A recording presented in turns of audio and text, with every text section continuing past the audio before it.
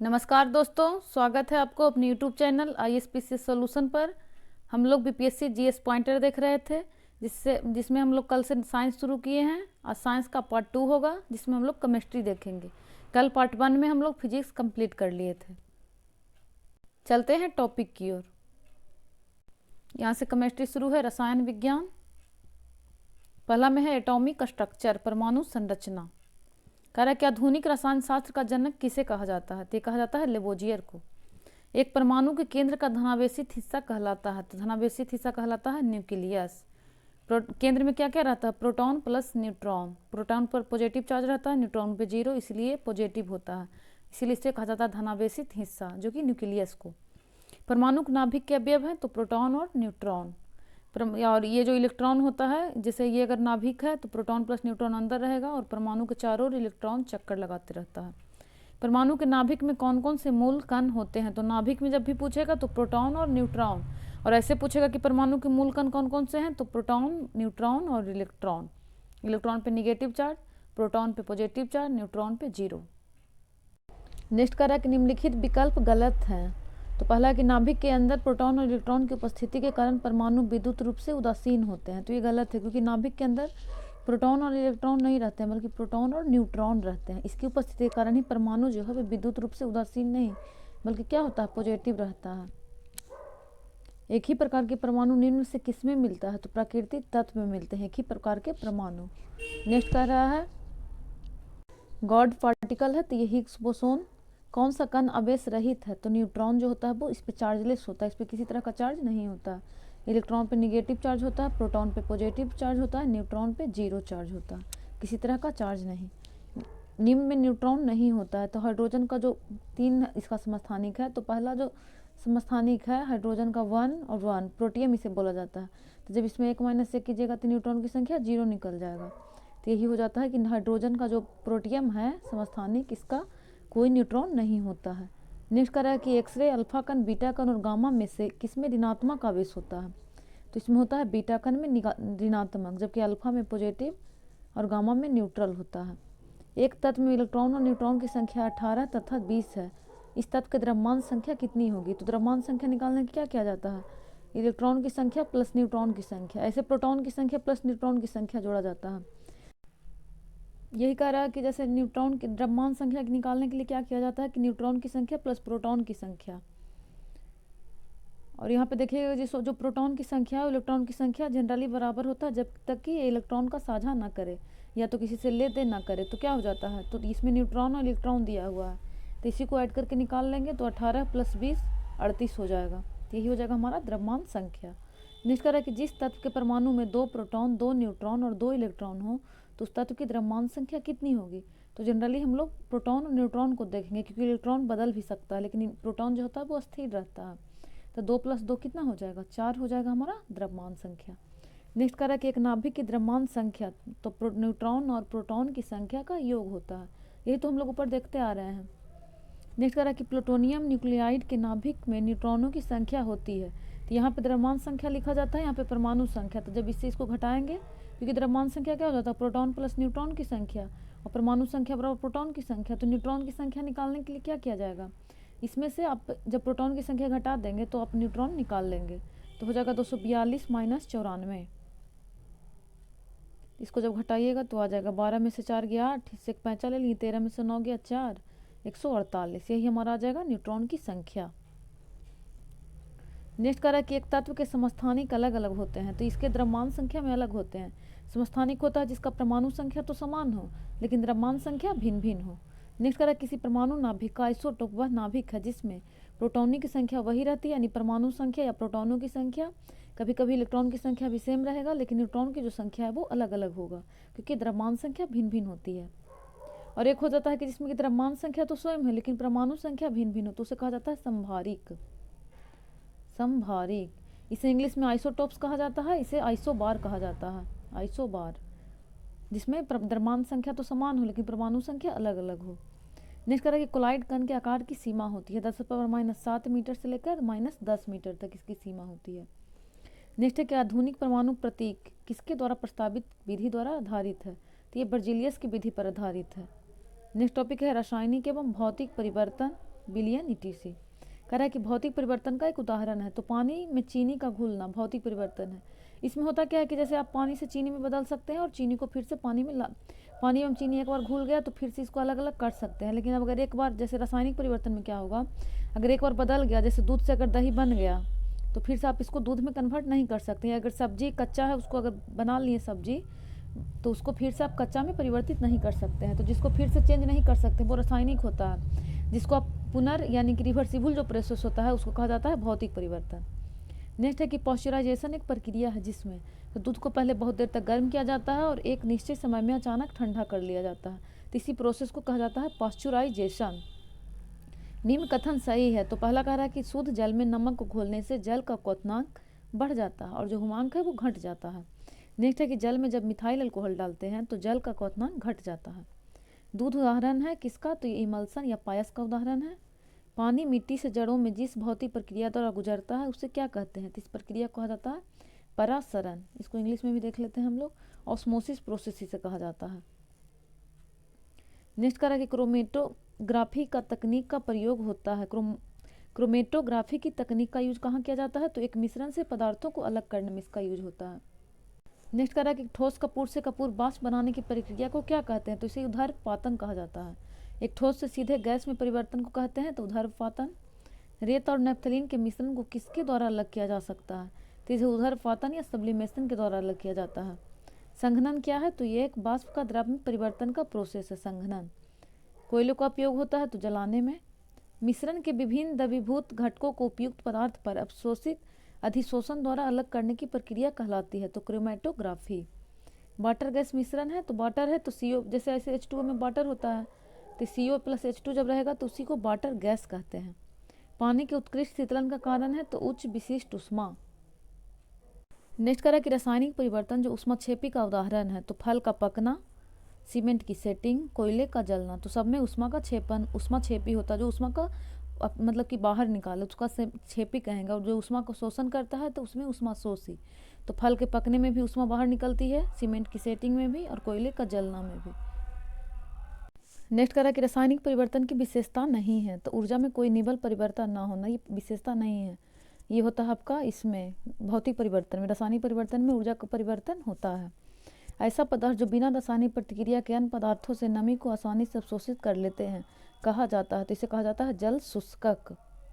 Next कर रहा है अकार्बनिक रसायन। नेक्स्ट टॉपिक हमारा है, पहला क्वेश्चन है कि यूनेस्को ने ये करेंट से संबंधित है 2019 के उत्सव को रासायनिक तत्वों की आवर्त सारणी के अंतर्राष्ट्रीय वर्ष के रूप में इसके कितने साल पूरी होने का जश्न मनाया है, तो 150 साल पूरी होने का जश्न मनाया था 2019 में। तीसरे और चौथे समूह के ऑक्साइड का समान गुणधर्म क्या है, तो तीसरे का हो जाता है बेसिक और चौथे का हो जाता है एसिडिक। ऐसा क्यों होता है पता है, क्योंकि चौथे समूह में जो अम्लीय तत्व पाए जाते हैं, तो अम्ल का जो ऑक्साइड होता है वो चौथे समूह में अधातु पाए जाते हैं। थर्ड तत्व में हो जाता है आपका धातु तीसरे समूह में, और चौथे में अधातु। तो ये भी पूछ सकता है कि अधातु का ऑक्साइड कैसा होगा, तो धातु का एसिडिक हो जाता है, असे अधातु, असे अम्लीय, अधातु का क्षारीय हो जाता है। नेक्स्ट कह रहा है कि भूपर्पटी में सर्वाधिक पाए जाने वाला तत्व कौन सा है, तो भूपर्पटी में ऑक्सीजन हो जाएगा। धातु, गैर धातु, गैस और मिश्र धातु में से कौन सा एक तत्व नहीं है, तो तत्व में क्या क्या जाता है, ये आ जाएगा धातु, अधातु और मिश्र धातु, जबकि ठोस, द्रव, गैस ये सब तत्व नहीं है, गैस। नेक्स्ट है धातुएं, खनिज, अयस्क, गुणधर्म और उसका उपयोग। तो पहला कह रहा है कि जिस धातु कर्म प्रक्रिया के अंतर्गत धातु मिश्रित अवस्था में पाई जाती है उसको कहते हैं, तो इसे प्रगलन कहा जाता है।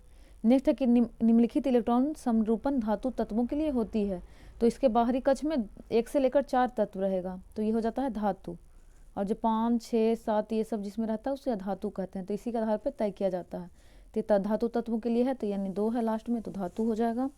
सोडियम, कैल्शियम, आयरन और पोटेशियम में से सबसे अधिक क्रियाशील धातु कौन सी है, तो सबसे ज़्यादा क्रियाशील पोटेशियम होता है।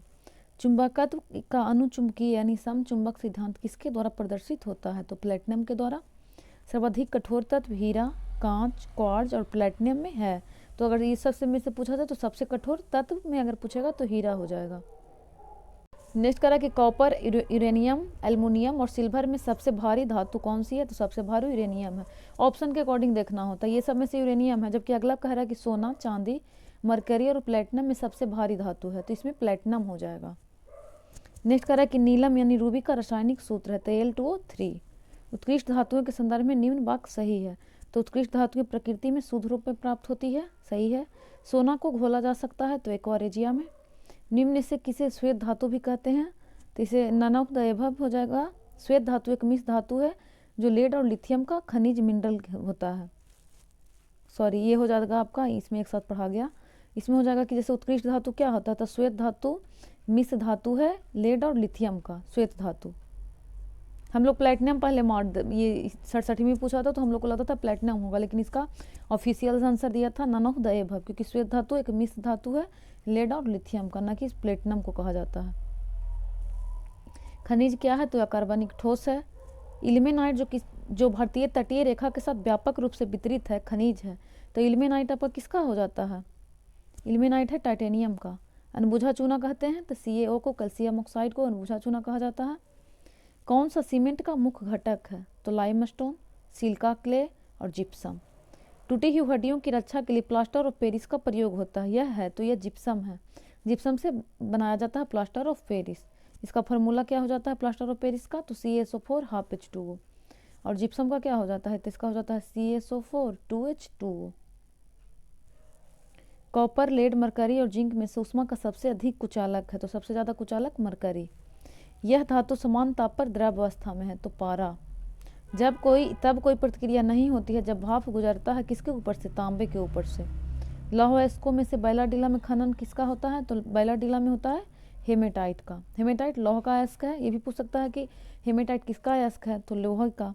एल्युमिनियम का सबसे महत्वपूर्ण अयस्क, तो बॉक्साइट Al2O3, इसका क्या हो जाता है Fe2O3। बोरोन, लोहा, सिलिकॉन और एल्युमिनियम में से किसका गलनांक सबसे उच्च होता है, तो बोरॉन का। लोहे का विशुद्धतम रूप है, तो पिटवा लोहा। कुछ धातु ऑक्साइड अम्ल और क्षार के साथ, ये बहुत इंपॉर्टेंट है, इसको याद रखिएगा। कुछ धातु ऑक्साइड अम्ल और क्षार के साथ अपक्रिया कर नमक और पानी बनाते हैं, इन्हें उभयधर्मी ऑक्साइड कहते हैं। उभयधर्मी ऑक्साइड के उदाहरण है तो Al2O3, एल्युमिनियम ऑक्साइड और जिंक ऑक्साइड, ये होता है उभयधर्मी ऑक्साइड, इसे कहा जाता है। नेक्स्ट टॉपिक हमारा है मिश्र धातु। पहला कह रहा है कि गैल्वेनाइट लोहे के पाइप पर परत होती है, तो इस पर जस्ते की परत लगाई जाती है। लोहे के ऊपर जस्ते की जो परत लगाती है, इस प्रक्रिया को कहा जाता है गैल्वेनाइजेशन, जस्तीकरण। इस धातु से बनाई मिश्र धातु को हवाई जहाज तथा रेल के डिब्बे में पुर्जों के काम में लिया जाता है, तो एल्युमिनियम का। पारद धातु मिश्रण है, तो पारद युक्त मिश्र धातु का। पित्तल निम्न की मिश्र धातु है, तो तांबा प्लस जस्ता। हम लोग इसका ट्रिक बनाए थे, पित्तल बनता है तांबा प्लस जस्ता से। पित्तल के घटक हैं तांबा प्लस जस्ता, और एक आता था ताजा टी। तांबा जस्ता टीनी किसका है, गन मेटल का। नेक्स्ट कह रहा है कि स्टील की कठोरता प्रदान करने के लिए बढ़ाई जाती है, तो कार्बन की मात्रा। स्टेनलेस स्टील एक मिश्र धातु है, तो लोहे, क्रोमियम, मैग्नीज, कार्बन और निकेल की। जंग लगे लोहे के वजन में परिवर्तन होता है, तो यह लंबे समय तक बढ़ता है। इस बहुत इंपॉर्टेंट है, क्योंकि उस समय पूछा था तो हम लोग को लगता था कि नहीं पहले बढ़ेगा फिर घटेगा, लेकिन नहीं, ऑफिशियल होता है कि यह लंबे समय तक बढ़ता ही है, याद रखिएगा। पित्तल एक मिश्र धातु है, तो हम लोग देख चुके हैं तांबा प्लस जस्ता का। जस्ते से बनता है तो विद्युत बैटरी बनता है। नेक्स्ट टॉपिक है अधातुएं, नन मेटल। पहला कह रहा है कि निम्नलिखित में से किसमें कार्बन नहीं है, तो हीरा में भी कार्बन है, ग्रेफाइट में भी, कोयला में भी, तो नन ऑफ द एबव हो जाएगा। ग्रेफाइट और हीरे के बारे में कौन सा कथन सत्य है, तो ये वे एक समान रासायनिक प्रतिक्रिया से गुजर सकते हैं। शुष्क बर्फ कहते हैं, तो शुष्क कहा जाता है ठोस कार्बन डाइऑक्साइड को। नेक्स्ट कह रहा है कि सोडा वाटर की बोतल खोलने पर निकलने वाली गैस है, तो कार्बन डाइऑक्साइड गैस इसमें होता है। सोडा वाटर में जो भी हम लोग कोल्ड ड्रिंक वगैरह पीते हैं उसमें कार्बन डाइऑक्साइड गैस रहता है। CO समूह का आबंध क्रम क्या है, तो 3। एक तत्व X के बाह्यतम कक्षा में 4 इलेक्ट्रॉन है, हाइड्रोजन के साथ इसके यौगिक का कौन सा सूत्र होगा, तो ये CH4 हो जाता है वो अगर तत्व। जैसे अगर यहाँ पे मान लीजिए C है तो H4 हो जाता है, मीथेन का। नेक्स्ट है कि हाइड्रोजन को जलाने से क्या बनेगा, तो हाइड्रोजन को प्लस O2 तो H2O बन जाएगा। जब रिएक्शन कीजिएगा तो पानी। भारी जल का रासायनिक सूत्र है, तो D2O, ड्यूटेरियम ऑक्साइड। भारी जल वह पानी होता है जिसमें हाइड्रोजन का स्थान आइसोटोप ले लेता है। इसमें प्रोटियम के जगह पे ड्यूटेरियम का यूज किया जाता है। हाइड्रोजन का 3 समस्थानिक है, एक H1, एक H2, एक H3। तो जब परमाणु संख्या तो सबका सेम होगा, लेकिन अगर परमाणु अनेक है तो इसे प्रोटियम कहा जाता है, 2 है तो ड्यूटेरियम और 3 है तो ट्राइटियम। तो जो भारी पानी बनता है इसमें ड्यूटेरियम का यूज किया जाता है, तो इसीलिए इसे ड्यूटेरियम ऑक्साइड भी कहते हैं, D2O। भारी पानी वह है जिसमें पानी का हाइड्रोजन का स्थान आइसोटोप ले लेता है। ठीक है, पानी का पीएच मान 7 होता है। ये उदासीन भी होता है, न तो अम्लीय होता है ना ही क्षारीय। वनस्पति तेल से वनस्पति घी बनाने में प्रयुक्त होने वाली गैस है, तो हाइड्रोजन गैस यूज में लाया जाता है। सल्फर हेक्साफ्लोराइड अणु का आकार कौन सा है, तो अष्टफलकीय होता है। हास्य गैस या लाफिंग गैस के रूप में प्रयुक्त होता है, तो नाइट्रस ऑक्साइड। हंसने वाली गैस कहा जाता है, तो नाइट्रस ऑक्साइड को। डॉक्टरों द्वारा एनेस्थीसिया के रूप में प्रयोग होने वाली हास्य गैस है, तो नाइट्रस ऑक्साइड। निम्न गैस अश्रु गैस की तरह काम में लाते हैं, तो Cl2। ब्रोमीन होती है तो ये लाल द्रव्य होता है। एक घोल का पीएच 3 से 6 तक बदलता है, तो हाइड्रोजन आयन की सांद्रता तो 1000 गुना कम हो जाएगी। नीम का पीएच मान 7 है, तो 7 किसका पीएच मान है, तो शुद्ध पानी का भी और उदासीन विलयन का भी, क्योंकि शुद्ध पानी ही उदासीन विलयन होता है, तो दोनों का जो पीएच मान होगा वो 7 होगा। शुद्ध पानी और उदासीन अगर 7 से कम जैसे जैसे जाइएगा तो या अम्लीकरण बढ़ता जाता है। मान लीजिए जैसे 7 है तो 7 पे उदासीन होता है, जो नमक हो जाता है NaCl वगैरह, उदासीन विलयन। सोडियम क्लोराइड जैसे जैसे 7 से इधर की जाएंगे आप अम्लीयता की ओर जा रहे हैं, और 7 से 14 के बीच जब जाएंगे तो ये क्षारीयता की ओर बढ़ता जाएगा। यानी कि अगर जैसे 6 है तो 6 का हो जाएगा आपका अम्लीय, और जो 8 होता है वो हो जाता है आपका क्षारीय। नेक्स्ट कह रहा है कि इस विलयन में पीएच मान 7 है, तो हम लोग देख चुके हैं। इस विलयन के पीएच का मान 7 से अधिक है तो ये क्षारीय हो जाएगा, 7 से कम अम्लीय। रसायन उद्योग में कौन सा तेजाब मूल रसायन माना जाता है, तो H2SO4 को मूल रसायन माना जाता है। नेक्स्ट करा कि इसकी मात्रा अम्ल वर्षा में सबसे अधिक होती है, तो H2SO4 की। अम्ल वर्षा के घटक हैं तो HNO3, H2SO4। चूने का पानी किसके द्वारा दुधिया हो जाता है, तो ये हो जाता है CO2 के द्वारा। नीला थोथा रासायनिक रूप से है तो कॉपर सल्फेट। नीला थोथा कहा जाता है CuSO4 5H2O को। उजला थोथा किसको कहा जाता है, तो जिंक सल्फेट को। और हरा थोथा तो फेरस सल्फेट को। पानी की टंकी में फंगी को नष्ट करने के लिए इस्तेमाल किया जाने वाला रसायन है तो कॉपर सल्फेट। धोने का सोडा का रासायनिक सूत्र है तो Na2CO3 10H2O। और अगर खाने का सोडा पूछे तो सोडियम बाइकार्बोनेट NaHCO3, इसको कहा जाता है सोडियम कार्बोनेट, और खाने वाले सोडा को कहा जाता है सोडियम बाइकार्बोनेट। घड़ी के प्रयोग होने वाले क्वार्ट्ज क्रिस्टल होते हैं तो सिलिकॉन डाइऑक्साइड के। खाने का नमक NaCl किससे बनता है, तो मजबूत अम्ल और मजबूत क्षार से। जैसे अगर NaCl हमको आप बनाना है तो इसके लिए आप HCl प्लस आप इसमें NaOH मिला सकते हैं, तो क्या हो जाएगा, जैसे Na+Cl हो जाएगा प्लस H2O। और ये जो प्रक्रिया है जिसमें अम्ल प्लस क्षार मिलकर लवण और जल बनाते हैं, इसे कहा जाता है उदासीनीकरण अभिक्रिया। नेक्स्ट पे चलते हैं। नेक्स्ट में कह रहा है कि आयोडीकृत लवण में होता है तो पोटेशियम आयोडाइड। विरंजक चूर्ण के लिए कौन सा कथन गलत है, तो जल में अधिक विलेय होता है, ये गलत है, ये जल में विलेय नहीं होता है। किसको अन्य पदार्थ के साथ गर्म करने से अम्ल बनता है, तो सोडियम क्लोराइड को। नेक्स्ट कह रहा है कि यूरेनियम से क्या बनता है, तो बिजली। हीरा किसका अपरूप है, तो कार्बन का। अम्ल धातु कार्बोनेट से अभिक्रिया कर क्या बनाएगा, तो CO2 गैस मुक्त करते हैं। लाल लिटमस नीला हो जाता है तो क्षारीय विलयन में। इसका ट्रिक हम लोग देख चुके हैं, क्षार लाल को नीला कर देता है तो छालनी, और अम्ल जो है वो नीला को लाल कर देता है तो अनील और छालनी। एसिटिक अम्ल की गंध किसके समान होती है, तो सिरका के समान होती है। शुष्क HCl गैस शुष्क लिटमस पत्र का रंग नहीं बदलता है, क्योंकि कोई H3O+ आयन मुक्त मौजूद नहीं होता है, और H3O+ आयन की उपस्थिति में ही रंग बदलता है, तो इसलिए ऐसा होता है। नेक्स्ट करें कि कार्बन के एलोट्रॉप्स हैं तो हीरा और ग्रेफाइट। अक्रिस्टलीय कार्बन का शुद्धतम रूप है तो दीपक का कालिक। कार्बन मोनोऑक्साइड से प्रदूषित वायु में सांस लेना खतरनाक है, क्योंकि CO होमोग्लोबिन के साथ संयोजन करता है। नेक्स्ट टॉपिक है कार्बनिक रसायन। कह रहा है कि सभी जैव यौगिक का अनिवार्य मूल तत्व है, क्योंकि सब में कार्बन होंगे। नेक्स्ट है कि एक हाइड्रोकार्बन जिसमें कार्बन के 2 परमाणु निबंध द्वारा जुड़े हों कहलाता है, तो जिसमें 2 जो रहेगा उसको एल्कीन कहेंगे। 2 के साथ जुड़ा रहेगा तो एल्कीन, और 3 के साथ रहेगा तो उसको एल्काइन। इसमें 1 हो जाएगा।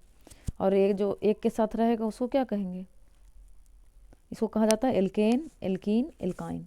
तो 2 के साथ पूछा था तो एल्कीन हो जाएगा। कह रहा है कि सिगरेट लाइटर में कौन सी गैस प्रयुक्त होती है, तो ब्यूटेन गैस। बिल्डिंग में प्रयोग होने वाली गैस है तो ऑक्सीजन और एसिटिलीन। बेंजीन में सिग्मा और पाई बंध की संख्या कितनी है, तो 12 और 3। सिग्मा और पाई इसको थोड़ा सा देख लेते हैं। जैसे पहले तो बेंजीन का स्ट्रक्चर देखिए तो क्या हो जाता है, ऐसे होता है, इसमें एक एक छोड़कर डबल बॉन्ड होगा, तो यही हो जाता है बेंजीन। इसको एक सेकेंड ऐसे देख सकते हैं। तो इसमें क्या होगा कि बीच बीच में कार्बन रहता है, इसको आप तोड़ के भी देख सकते हैं। जैसे एक कार्बन रहेगा, एक कार्बन,